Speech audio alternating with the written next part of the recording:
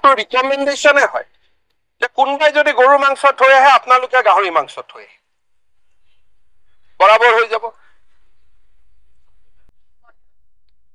মই কলো নহয় যে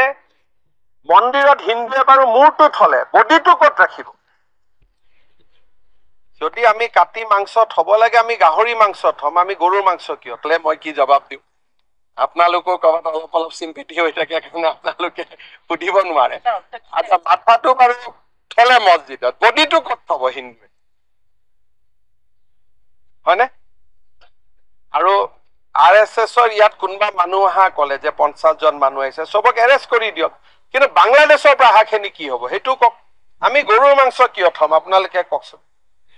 গতিকে এইবিলাক হৈছে ৰাহুল গান্ধীৰ এটা পয়জনাছ ব্ৰেইনৰ পৰা ওলোৱা এইবিলাক কথা বিফল কিয়